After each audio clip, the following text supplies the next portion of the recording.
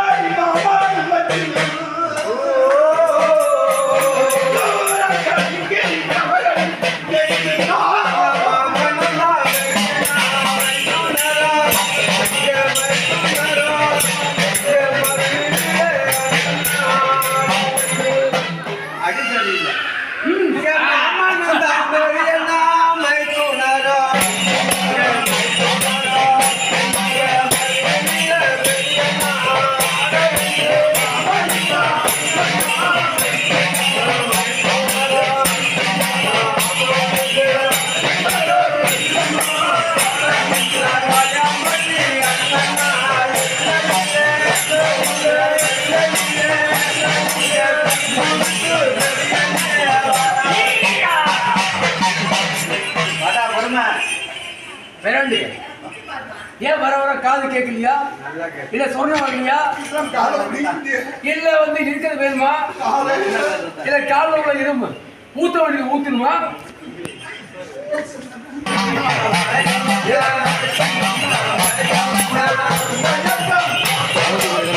எல்லாமே தெரியுது. ரொம்ப நாள் கழிச்சு கால் பாகம் கொஞ்சம் விளையாட்டு பார்த்துருக்கு. எவ்வளவு பாகம்? கால் பாகம். அதுல 10 ஒரு பாகம் நீ சொல்லிவிட்ட. அடி அடி கொஞ்சம் வித்தியாசமா இருக்கு. பெரிய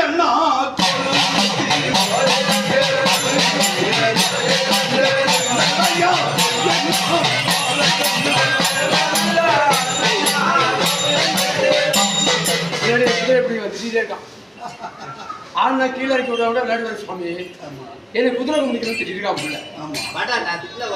பெரிய விஷயம் இல்லை, சாதாரண பிரச்சனை. கொஞ்சம் உட்காந்து வேடிக்கை பாரு, மறுபடியும் கூப்பிடுவேன் விளையாட்டு பார்க்க. ஒண்ணு விட மாட்டேன். ஏன்னு கேக்குறியா? கத்தி குட்டி அப்புறம் இதான் உன் நடைமுறை. என்ன இந்த மாதிரி விளையாட்டு பார்க்கணும்னா ஓ மருமோ பிள்ளைய மருமோனா கண்கொள்ளாத காட்சி பார்க்கணும்னு சொல்லி அழுது புலம்பி என்ற போராட்டம் இல்லையே, வருவானா வரமாட்டான்னு சொல்லி ஆசைப்பட்டேன். பூமி சாட்சியா உட்கார வைக்கிறேன்னு சொல்லி உனக்கு கொடுத்த சத்தியம். நீ பாடணும், அவன் பூதோட முன்னாடி உட்காந்து சபைய கொஞ்சம் விளையாட்டு பார்க்கணும். இதான் நீ ஆசைப்பட்ட. இப்ப கண்ணால பார்க்கிறேன் இல்லையா? சோதிச்சு பார்க்கறது 1000 பிரச்சனை. அத சோதனை பண்றது சோதிச்சு பார்க்கறது. அவன் கால் அண்ணன் தம்பி மாமிச்சு பழகிட்டு எல்லாத்தையும் வெறுத்து பேசி காரணம் யாருடைய உணர்வு இருக்கக்கூடாது, யாருடைய உறவு இருக்கக்கூடாது. நீ விலகுங்க, என் புள்ள விலகலாம், அவன் பொண்டாட்டி விலகுனாங்க, அவன் புள்ள விலகலாம், எல்லாமே நாசி. எல்லாத்தையும் எரிஞ்சு பேச வேண்டிய எல்லாத்தையும் குடும்பத்தாரா பிரிச்சு வச்சு போயிடலாம் உனக்கு புரிய வச்சுதா தீர்மானத்துக்கு நான் வந்தேன் சபை இருக்கு வர்ற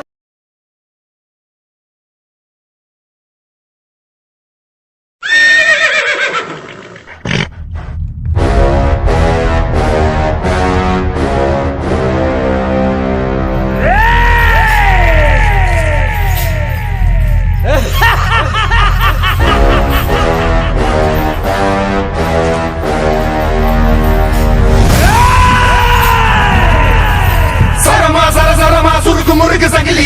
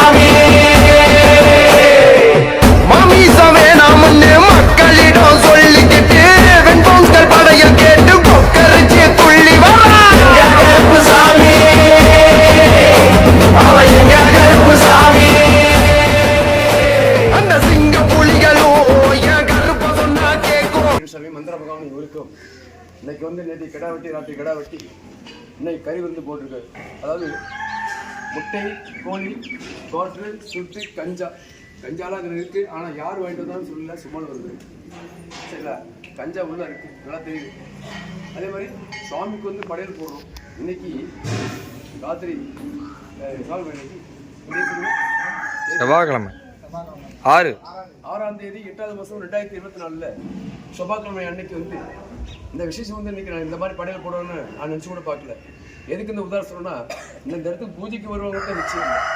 ஒவ்வொரு கோயிலில் வந்து முனீஸ்வரனுக்கு வந்து பூஜை பண்ணுறேன்னு சொல்லி ஒவ்வொரு பூஜாரியும் சுவாமிக்கு வர கோட்டருக்கு போகுது சாராயத்தை இல்லாமல் ஒவ்வொரு பூஜாரியும் நீங்கள் இப்போ கஷ்டப்பட்டு வாங்கிட்டு வந்து கோட்டரு ஃபுல்லு வாங்கிட்டு வந்து கொடுப்பீங்க. சுவாமிக்கு பூஜை பண்ணி சொல்லுவாங்க. சுவாமிக்கு பூஜை பண்ணி அந்த பகவான் சொல்லுவாங்க. ஆனால் நீங்கள் பூஜை பண்ண நீங்கள் பிரசாதத்தை வாங்கிட்டு நீங்கள் போயிடுவீங்க. அந்த கோட்டு சாராயத்தை அங்கே உள்ள சிப்பத்தில் உள்ள பூஜாரிங்க அந்த குடும்பத்தில் உள்ள எல்லாமே சாப்பிட வேண்டியது. கேட்க போனால் சாமிக்கு உள்ள படையலுக்கு வந்திருக்கு, நான் சாப்பிட்டேன், நான் பூஜாரி, நான் வாழை பிறந்திருக்கேன், திங்க பிறந்திருக்கேங்கிறா பூஜாரி படம் சாமியார் படம். நான் ஒவ்வொரு பொதுமக்களும் வீடியோ பார்க்குறவங்க எல்லாமே அனைவரும் பார்க்கணும். கோயில் பூஜை வந்து அர்ச்சகன் வந்து முன்னுக்கு வந்தால் சரித்திரம் கிடையாது. ஆசாரி அரைப்புழு, பூசாரி முழு போடுவாங்க. நான் ஜாதியை பற்றி பேசல, சரியா? பூசாரிங்க பண்ற சேட்டைகள் எக்கச்சக்கங்கள். மந்திரங்கள் போறேன், தாயத்து போறேன், அச்சாதிரி போறேன், கயிறு மந்திரிக்கேன்னு. எதுக்கு இந்த உதாரணம் சொல்றீங்களா? வர்ற சாராயங்கள், வர்ற கோட்ரு, வர்ற ஆஃப் புல்லு எல்லாமே சுவாமி பேர் சொல்லி பூதம் முழுங்குச்சா. பூதம்னா யாரு? நான் பூசாரி, நானு என்னையும் சேர்த்து. சரியா? இங்க என்ன நடக்குது நல்லா பாத்துக்கலாம். வர்ற பொதுமக்கள் இருக்கிற கோட்டை எல்லாம் வாங்கி கொடுத்துருக்காங்க இல்லையா? வேற இடமா இருந்தா பூஜாரி சாப்பிடுவான். இப்ப நான் என்ன செய்யறேன் பார். இருக்கா? இல்லையா பார், பாட்டில் இருக்கு. ஐயா உட்காந்துருக்காரு, அவர் சுட்டு குடிக்கிறாரா பாருங்க. கிளீன் பண்ணுப்பா. போயிடுச்சு. முனீஸ்வரன் வந்து சுட்டு குடிக்கிறார், அவர் பூஜைக்கு வந்துட்டார். இந்த கோட்டை நான் என்ன செய்யறேன் பாரு. நான் குடிப்பேன் பாக்குறியா? நீங்க என்ன செய்யறேன் பார். என்ன பார், சாப்பிடுப்பா.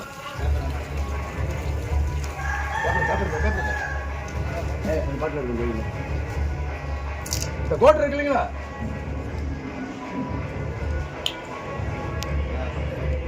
ஏன் ரெண்டு பேர் இருக்கிறாங்க?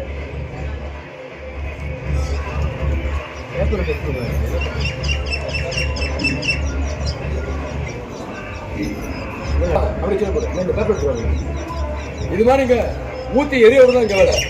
மறுபடியும்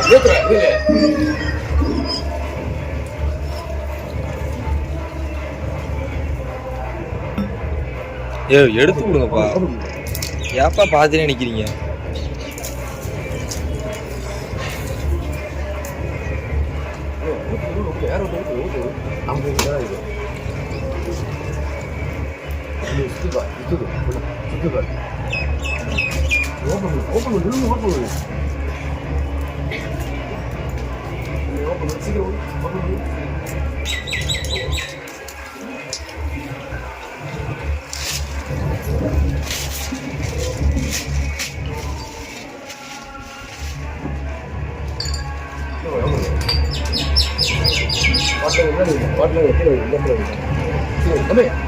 ரமேஷ் சொல்லுங்க, இந்த பாட்டில் கீழே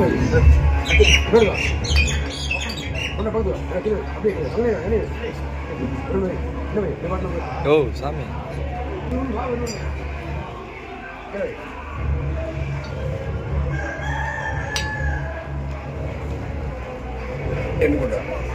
ஒவ்வொரு பொதுமக்களும் நான் கவனித்து வருது. சுவாமி செய்யற அப்படி இதான் முறைகள்.